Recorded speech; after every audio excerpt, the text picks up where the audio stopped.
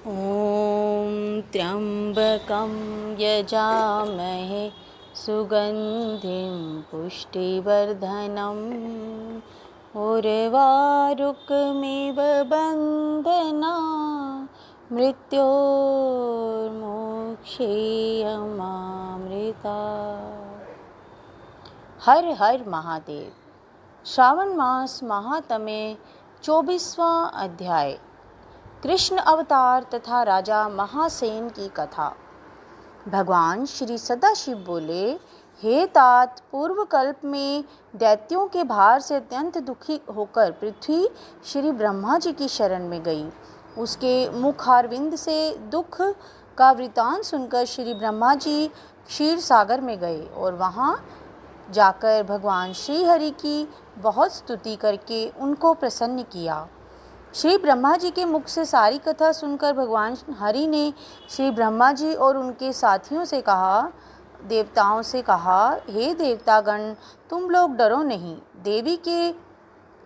देवकी के उदर से अवतार ग्रहण करके पृथ्वी का कष्ट हरूंगा। आप सब देवतागण पृथ्वी पर जाकर यादव रूप में उत्पन्न हो। ऐसा कहकर भगवान अंतर ध्यान हो गए। भगवान के देवकी के उदर से उत्पन्न होने पर कंस के डर से वसुदेव ने उनको गोकुल में नंद बाबा के यहाँ रखा। भगवान जब थोड़े बड़े हुए तो उन्होंने मथुरा में आकर गणों सहित कंस का वध कर डाला। तब मथुरा निवासियों ने भगवान से प्रार्थना की, हे कृष्ण, हे महायोगीन, हे भक्तों के अभय दाता देव, शरणागत वत्सल, आपको हम नमस्कार करते हैं, हमारी रक्षा करें। हे देव, किसी को भी आपके जन्मदिन का ज्ञान नहीं हुआ। जान लेने पर हम सब उस दिन वर्धापनोत्सव करेंगे।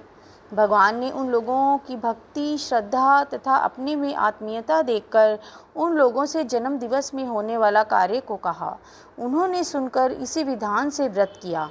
व्रत करने वालों को भगवान ने अनेकों वर दिए। हे तात, इसके संबंध में मैं तुम्हें एक प्राचीन इतिहास सुनाता हूँ। अंग देश में उत्पन्न मित्रजीत नामक एक राजा हुआ था। उसके पुत्र का नाम महासेन था। वह सत्य के मार्ग पर चलने वाला तथा अत्यंत साधु स्वभाव वाला था। वह प्रजा की देह प्राण से रक्षा करता था। प्रजा भी उस पर जान छिड़कती थी। लेकिन अचानक वह पाखंडियों के साथ में रहने लगा और वह राजा, जो कि कभी धर्मात्मा था, अब अधर्म में लग गया। वह वेद, शास्त्र और पुराणों की निंदा करता था और वर्णाश्रम धर्म से बहुत द्वेष करता था। हे तात, इसी प्रकार बहुत काल बीत जाने पर उसकी मृत्यु हो गई और वह काल के वशीभूत हो यमदूतों के वश में हो गया। यमदूत उसे पाश बंधन में बांधकर यम के समीप ले गए और दुष्ट संगति में रहने के कारण उसे बहुत पीड़ा और प्रताड़ना दी गई। फिर उसे नरक में गिराया गया। वहाँ भी उसे बहुत काल तक अत्यंत पीड़ा और प्रताड़ना दी गई। नरक भोग कर अपने पापों के कारण उसे पिशाच योनि प्राप्त हुई। भूख प्यास से अत्यंत व्याकुल होकर वह इधर उधर घूमता हुआ मारवाड़ देश पहुंचा और एक वैश्य के शरीर में प्रविष्ट हो गया।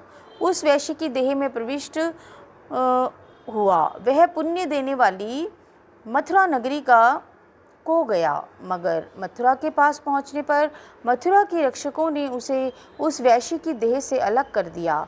वहाँ पर वह वनों में तथा ऋषियों के आश्रमों में घूमता हुआ देवयोग से जन्माष्टमी के दिन ऋषियों तथा द्विजों द्वारा की जाने वाली महापूजा में सम्मिलित होकर रात भर जागता रहा। उसने वहाँ हरि कथा सुनी, जिसके प्रभाव से वह उसी क्षण कहीं निष्पाप, पवित्र और स्वच्छ चित्त होकर प्रेत शरीर को छोड़कर विमान द्वारा विष्णु लोक में पहुंच गया। यमदूतों से त्यक्त होकर वह दिव्य भोग समन्वित हो गया। इस व्रत के प्रभाव से वह मोक्ष को प्राप्त हुआ। तत्वदर्शियों ने इस व्रत को साविधि करने के लिए कहा है। यह व्रत सब इच्छाओं को पूर्ण करने वाला है। इसके करने से मनुष्य को सब अभीष्ट प्राप्त हो जाते हैं। जो इस तरह जन्माष्टमी का व्रत करता है, उसकी सभी कामनाएं पूर्ण हो जाती हैं।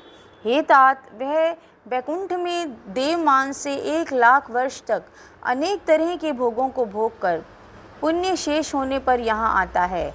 वह इच्छा समृद्ध तथा सब अशुभ रहित राजवंश में उत्पन्न होता है। विद्वानों को चाहिए कि सदा कृष्ण जन्म का विधान लिखकर दूसरों में इसका प्रचार करें। तथा सर्व शोभा समन्वित कृष्ण जन्म का एक जगह संभार इकट्ठा करें। जिस जगह पर व्रत और उत्सव सहित पूजा होती है वहाँ कभी भी पर चक्र का भय नहीं होता। उस स्थान पर मेघ स्वेच्छा से वर्षा करता है।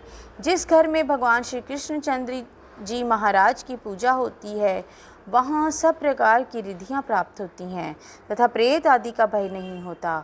संसर्ग में भी जो भक्ति द्वारा अविग्रह मन से व्रत का दर्शन कर लेता है वह पाप ताप से छूटकर हरि के चरणों में पहुंच जाता है।